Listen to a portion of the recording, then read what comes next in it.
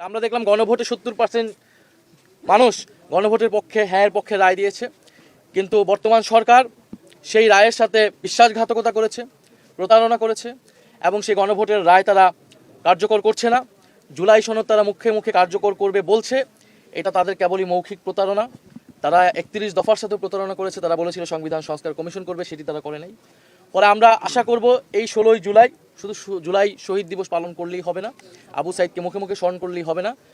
গণভোটের যে গণরায়, সেই রায়ের আলোকে রাষ্ট্র সংস্কার করতে হবে এবং এদেশের যেই দুর্নীতি বৈষম্য দূর করে আমাদের নতুন বাংলাদেশ গঠন করতে হবে। আবু সাইদের এই মৃত্যু দিবসে, জুলাই শহীদ দিবসে আমাদের এটাই প্রত্যাশা এবং আমরা দোয়া করছি আমরা আবু সাইদ যাতে বেহেশতে নসিব হয়, আবু সাইদের শাহাদাত যাতে মহান আল্লাহ তাআলা কবুল করেন, আবু সাইদের শাহাদাতের উসিলায় যাতে বাংলাদেশের যে সমস্যা, বাংলাদেশের দুর্নীতি বৈষম্য সন্ত্রাস চাঁদাবাজি, সেগুলো বাংলাদেশ থেকে চিরতরে দূর হয়।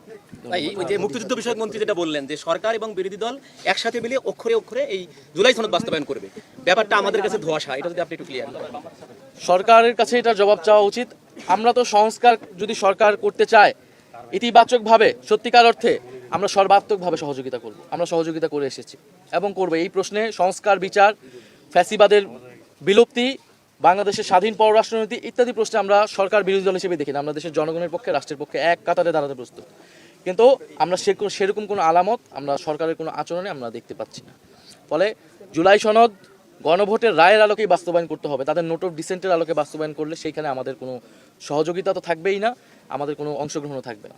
আবু সাইদের পরিবারের সঙ্গে যখনই আমাদের কথা হয়, ওনারা বলেন যে আবু সাইদের মৃত্যুর পরে যে ফেসিবাদ বিরোধী দলগুলোর ঐক্য হয়েছিল সেটা অনেকখানি ফাটল ধরেছে।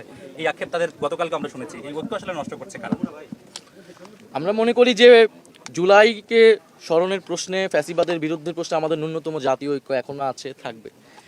আমাদের যেটা এখন অনৈক্য এবং বা আমি বলবো ভিন্ন মতের জায়গাটা হচ্ছে বাংলাদেশের সংস্কার প্রক্রিয়া এবং বিচার প্রক্রিয়া। সেটা যদি এই সরকারের দায়িত্ব, এখন যেহেতু সরকার দায়িত্বে রয়েছে, সেটা যদি তারা দ্রুত করে, সেই ঐক্য আরও অটুট হবে। আর সেখানে যদি কোনো ধরনের বিশ্বাসঘাতকতা আমরা দেখি,